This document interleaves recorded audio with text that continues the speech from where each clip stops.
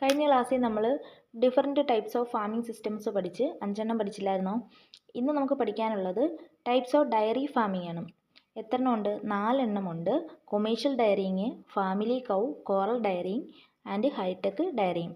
First one commercial dairying. Commercial ഡയറിങ്ങിനകത്ത് പറയുന്നത് എന്താണെന്ന് വെച്ചാൽ അതിനകത്ത് ഏറ്റവും കൂടുതൽ വരുമാനം കിട്ടുന്നത് മിൽക്ക് പ്രോഡക്ട്സും ഒക്കെ വിറ്റ് കിട്ടിയിട്ടുള്ള വരുമാനമാണ് ഉണ്ടാകുന്നത്. മെയിനായിട്ട് ഇത് ഡെവലപ്ഡ് കൺട്രീസിലാണ് മെയിനായിട്ട് നടക്കുന്നത്. സ്പേസ് റിക്വയർമെൻറ്റ് എന്ന് പറഞ്ഞാൽ വളരെ കുറച്ച് മതി. Dairying is practised as a business enterprises where the main source of income is by the sale of milk and milk products. Commercial dairying requires a high capital investment but the space requirement is less and thus is common in developed countries. In India, commercial dairy farms are on a rise. Family cow എന്ന് വെച്ചാൽ നമ്മുടെ ആവശ്യത്തിന് വേണ്ടി നമ്മുടെ വീട്ടിൽ വളർത്തുന്ന 1-2 പശുക്കൾ. 1 or 2 animals are maintained in the house utilizing mainly the waste of the house and field. The amount of milk produced is comparatively low. വളരെ കുറച്ച് പാൽ മാത്രമേ കിട്ടത്തുള്ളൂ.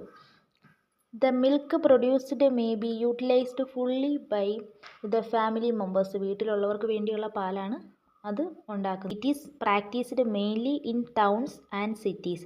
High yielding cows in lactation will purchased and reared till dry. Cows and dry animals are not usually kept under this system of rearing. Cost of production will be high as all the feed items are to be purchased.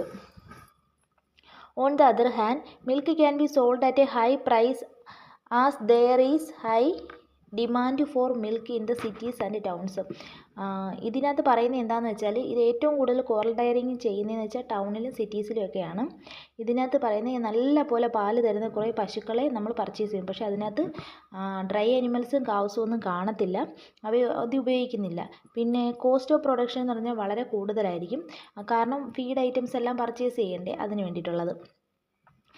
മറ്റൊരു കാര്യം എന്ന് വെച്ചാൽ എന്താ, നല്ല വിലയ്ക്ക് നമുക്ക് പാല് കൊടുക്കാൻ പറ്റും. നല്ല ഡിമാൻഡാണ് സിറ്റീസിലും ടൗൺസിലും ഒക്കെ പാലിന് കിട്ടുന്നത്. Hi-tech dairying. A hi-tech dairy farm uses most sophisticated equipment and technologies for all operations, especially milking. Milking is done in milking parlours which may be of parallel or rotary type.